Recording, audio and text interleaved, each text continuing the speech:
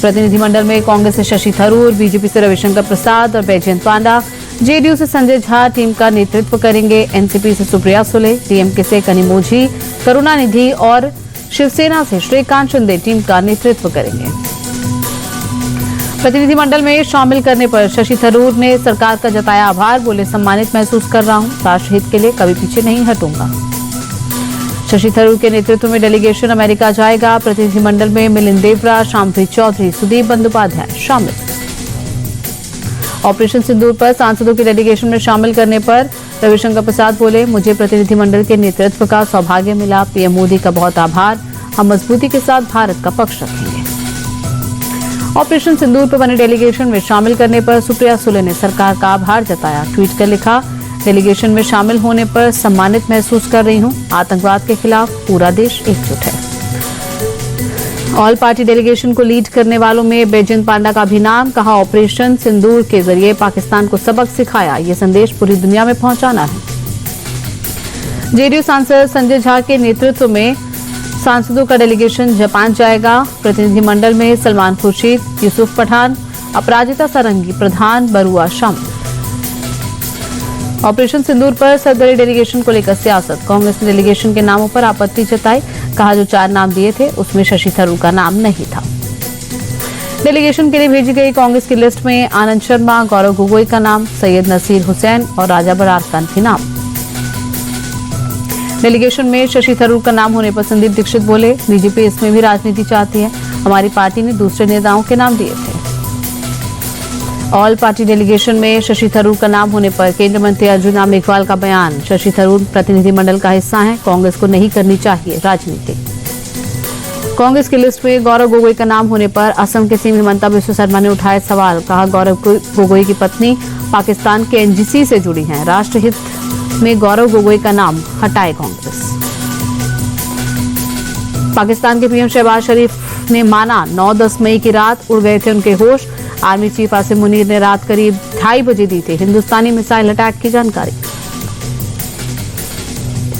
PM Shahbaz शरीफ पाकिस्तान स्मारक पर आयोजित एक समारोह में बताया, आर्मी चीफ ने बताया था भारतीय बैलिस्टिक मिसाइल नूर खान एयरपोर्ट पर और कुछ दूसरे इलाकों पर गिरी है।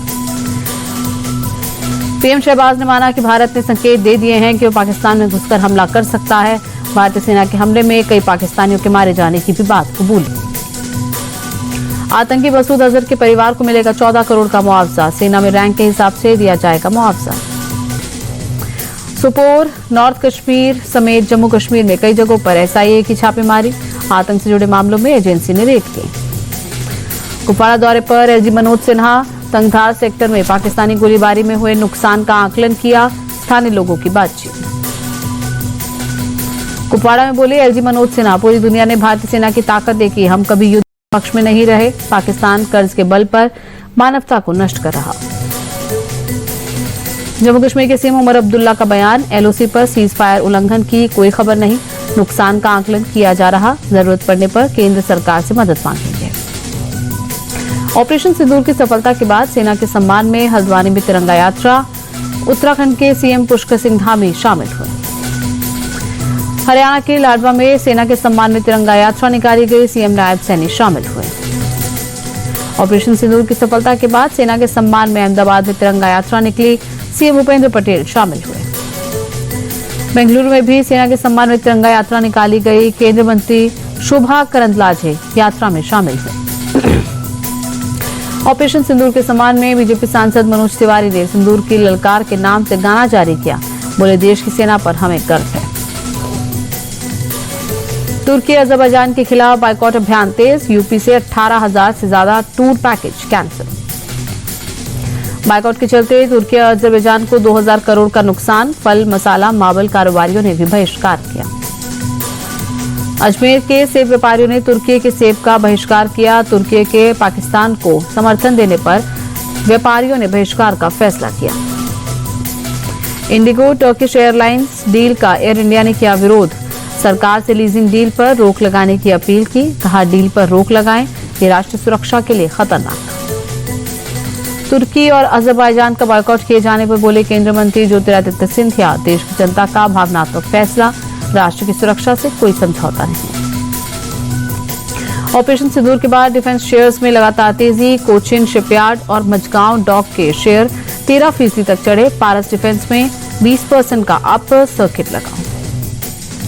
उपराष्ट्रपति जगदीप धनखड़ ने ऑपरेशन सिंदूर और ओसामा बिन लादेन की हत्या के बीच समानताएं बताई। बोले, ये आतंक के ठिकानों पर अब तक का सबसे बड़ा सीमा पार हमला। दुनिया में भारत की पॉलिसी की तारीफ की। ब्रिटिश सिक्योरिटी एक्सपर्ट वॉल्टर लेडविग का बयान। बोले, भारत ने आतंक के खिलाफ नीति बदली। आतंक के खिलाफ भारत का जबरदस्त एक्शन। पटना को सीएम नीतीश कुमार की सौगात। मल्टी मॉडल हब पार्किंग और अंडरग्राउंड सबवे का उद्घाटन किया। जीपीयू से पटना जंक्शन जाने वाले यात्रियों को आसानी होगी।